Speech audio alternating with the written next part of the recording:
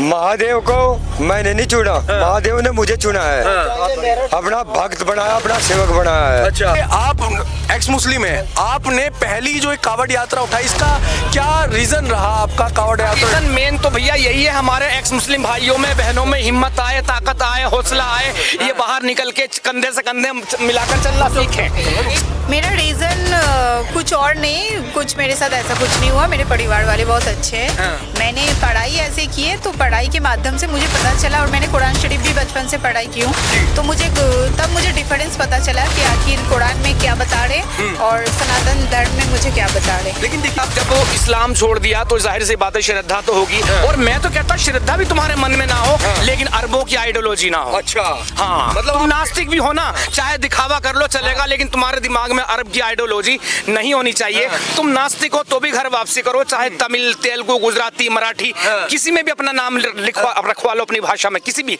लेकिन भारतीय भाषा होनी चाहिए। इनसे बातचीत करते हैं। देखिए किस प्रकार ये अपना एक काफिला लेकर के चल रहे हैं, साथ में इनके काफी लोग मौजूद हैं। सभी लोग ये एक्स मुस्लिम कावड़ यात्रा जो मुहिम है, इसको कावड़ यात्रा जो इन्होंने उठाई है लेकर के चल रहे हैं। आइए इन लोगों से बात करते हैं। आखिर जो विश्व की, मैं कहूँगा पहली ये कावड़ यात्रा है जो पूर्व मुस्लिमों ने उठाई है।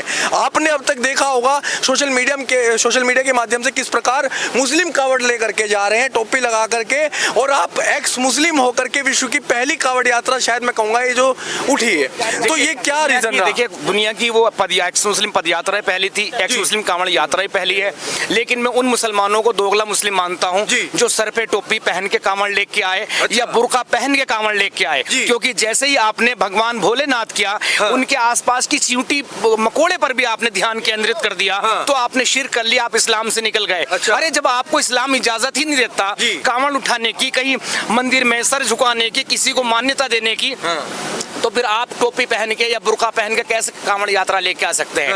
इसलिए हमारे इसमें ये महिला है, और महिला, ये भी एक महिला है एक्स मुस्लिम, और गाड़ियों में बैठ चुकी है, इनकी घर वापसी हो चुकी है। आज हमने साफ तौर से कह देता हमें कोई बुर्का नहीं चाहिए, ये तुम्हारा काला तिरपाल हो या सफेद तिरपाल हो, घर फेंक के आओ, अपनी टोपी खूंटी में टांग के आओ। हमारी यात्रा में ऐसा कुछ नहीं चाहिए, और हम क्योंकि अलतकैया नहीं करने वाले, हम सीधे जो हैं वो हैं। लेकिन तमाम अभी वीडियो देखने के लिए मिल रहे हैं, मुस्लिम समाज के युवक और महिलाएं कुछ कावड़ लेकर के जा रहे हैं, श्रद्धा के अनुसार लेकर के जा रहे हैं। भाई, श्रद्धा नहीं हो सकती जब तक आपके सीने में कुरान है। कुरान साफ तौर से मना करता है शिर्क करने वाले को की बख्शिश नहीं करेगा अल्लाह। यहाँ तक कि अगर कोई लड़की या कोई लड़का गैर मुस्लिम है, नॉन मुस्लिम है, और मुस्लिम उससे शादी करना चाहे, तो तब तक शादी नहीं मान्यता होगी जब तक के कुरान के मुताबिक, जब तक के वो इस्लाम में ना जाए। तो इस्लाम किसी को अपने सिवा मानता नहीं है, तो कावड़ को कैसे मानेगा? ये बेहुरमती है गंगा जल की, ये बेहुरमती है, गुस्ताखी है महादेव की। तुम बुर्का पहन के, ये टोपी पहन के ऐसा करो तो वो कोई भी हो, मैं किसी को टारगेट करके नहीं कह रहा। पहले भी ऐसा कई महिलाएं ले गई थी, एक संभल की थी,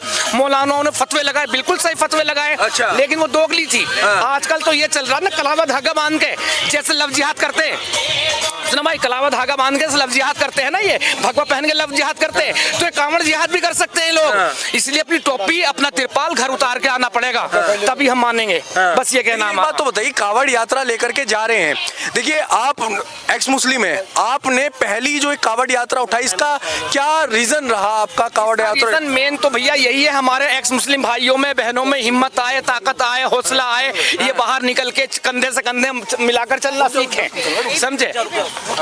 तो देखिए हिम्मत, चलिए ठीक है, आप मैं मानता हूँ, क्या ये केवल हिम्मत और उसके लिए है, या फिर एक साहस, या फिर श्रद्धा के साथ भी है? भाई साहब, जब वो इस्लाम छोड़ दिया तो जाहिर सी बात है श्रद्धा तो होगी, और मैं तो कहता श्रद्धा भी तुम्हारे मन में ना हो, लेकिन अरबों की आइडियोलॉजी ना हो। अच्छा, हाँ, मतलब तुम नास्तिक भी हो ना, चाहे दिखावा कर लो चलेगा, लेकिन तुम्हारे दिमाग में अरब की आइडियोलॉजी नहीं होनी चाहिए। तुम नास्तिक हो तो भी घर वापसी करो, चाहे तमिल, तेलुगु, गुजराती, मराठी, किसी में भी अपना नाम रखवा लो अपनी भाषा में, किसी भी, लेकिन भारतीय भाषा होनी चाहिए। एक बात बताइए, वो अरब की भाषा नहीं होनी चाहिए। जब कोई कहता है कि जब किसी मंच से आवाज उठती है कि भारत में रहने वाला प्रत्येक हिंदू है, तो हमारे देश के मुस्लिमों को क्यों चुनने लग जाते हैं? जिस प्रकार आप बात कह रहे हैं, कहीं ना कहीं वो बात भी उसी से अटैच है कि भारत में रहने वाला प्रत्येक व्यक्ति हिंदू है। भाई साहब, प्रत्येक व्यक्ति हिंदू ही है और हिंदू ही रहेगा। इनका डीएनए वही सनातनी है। आप जाइए ईरान तक सनातनी है, अफगानिस्तान तक पूरा सनातनी है, अरब की जमीनों में तक, वहां तक मूर्ति पूजा करते थे, जिन्हें बुत परस्त कहते हैं, गौतम बुद्ध युद्ध की वजह से इन्होंने बुत कर दिया। हाँ। समझे? लेकिन ये मानते क्यों नहीं है इस चीज भाई ये नहीं मानने वाले, ये तो इनका बाप अगर मुसलमान सनातनी हो जाए, इनकी माँ सनातनी हो जाए तो अपनी माँ को और बाप को नहीं मानेंगे। हाँ। कुरान तो साफ तौर से कहता है उनसे तुम दोस्ती ना रखो। हाँ। जो इस्लाम को छोड़ दे हाँ। तो जड़ से काटता है, जड़ से ही खत्म कर दी। हाँ, देखिए इमरोज भाई ने अपने विचार रखे, इन्हें तो आप जानते होंगे, लेकिन अभी एक हमारे शहजाद बने शंकर एक हमारे साथ जो मौजूद हैं, जिन्होंने अपने साथ में जल लेकर के चल रहे हैं, और इन्होंने शंकर अपना नाम भी जो है भोलेनाथ के नाम पर रखा है। इनसे जानेंगे आखिर आपका जो विचार बना, इसका रीजन क्या रहा। देखो मैं बता देना चाहता हूँ हाँ। कि महादेव को मैंने नहीं चुना, महादेव ने मुझे चुना है। अपना भक्त बनाया, अपना सेवक बनाया है। अच्छा। और आप पूछ रहे थे भी इमरोज भाई से कि आप टोपी वगैरह नहीं लगाते, टोपी वगैरह हम क्यों लगाएंगे? हाँ। जब हमने उस कट्टरवाद इस्लाम मजहब का त्याग कर दिया तो हम टोपी क्यों लगाएंगे?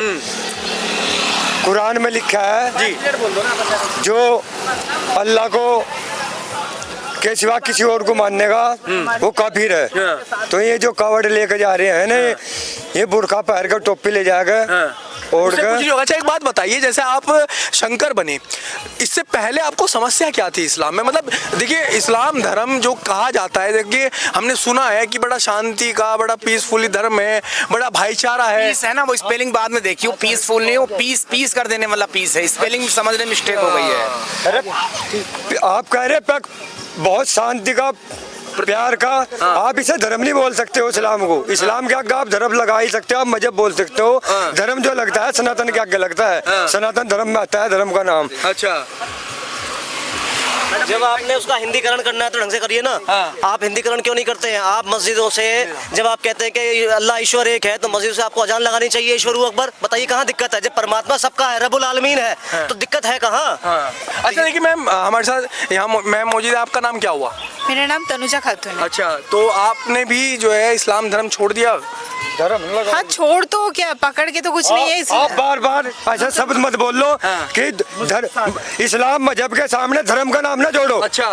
इस्लाम मजहब बोल सकते हो। अच्छा। आप इसका सामने धर्म नहीं लगा सकते हो। महोदय, आपका बस विरोध रहेगा हमारा इस बस बार। आप हम विरोध कर देंगे आप इस चीज का। मतलब आपका कहना है कि इस्लाम जो है धर्म नहीं, उसे मजहब बोल। आप उसे मजहब बोल सकते हैं, हम खुद मजहब बोलते हैं, एक पंथ हो। अच्छा। मान जाएंगे तो बुरा मानते हैं, मान जाओ। हम आपका बुरा मानते हैं, आप बार बार बस धर्म से जोड़ अच्छा रहे हैं। चलिए, आपने जो इस्लाम छोड़ा उसका क्या रीजन रहा? मेरा रीज़न कुछ और नहीं, कुछ मेरे साथ ऐसा कुछ नहीं हुआ। मेरे परिवार वाले बहुत अच्छे हैं। हाँ। मैंने पढ़ाई ऐसे की है, तो पढ़ाई के माध्यम से मुझे पता चला, और मैंने कुरान शरीफ भी बचपन से पढ़ाई की हूँ, जी। तो तब मुझे डिफरेंस पता चला कि आखिर कुरान में क्या बता रहे और सनातन धर्म में मुझे क्या बता रहे। लेकिन देखिए आपने सनातन धर्म की भी पुस्तकें पढ़ी? हाँ, क्योंकि मेरी पढ़ाई ऐसी थी, क्योंकि मैंने संस्कृत से एमए किया, फिर मैंने योग नेचुरोपैथी के ऊपर भी डिग्री है। अच्छा। फिर मैंने आयुर्वेदिक ट्रीटमेंट के ऊपर भी पढ़ाई किया। सब मेरे वेद पुराण और गीता के अध्याय थे, तो इसीलिए मेरे धीरे धीरे मेरे माइंड चेंज होते गए। वीर बजरंग। इसीलिए मैंने धीरे धीरे सनातन पे ऊपर मेरा आस्था आई, समस्या आस्था एक हो जुड़ जाती है। देखिए जब कभी कोई लड़की आज के टाइम में, देखिए एलोपैथी, आयुर्वेद, जितने भी प्रकार की ये शिक्षाएं हैं, कहीं ना कहीं ये ऐसी शिक्षाएं हैं जो आज के युवा कर रहे हैं, जिसमें मुस्लिम भी हैं, तो कहीं ना कहीं उससे लगता है आपको कि युवा जाग पाएंगे, जो मुस्लिम समाज के युवा हैं? क्या लगेगा इससे? हाँ, बिल्कुल, क्योंकि देखो मैंने आयुर्वेदिक में जहाँ पढ़ा है वहाँ पे 3.5 अथर्व वेद के अध्याय है ना, तो वेद रिलेटेड ही चीज है, सभी देवी देवताओं की चीज है।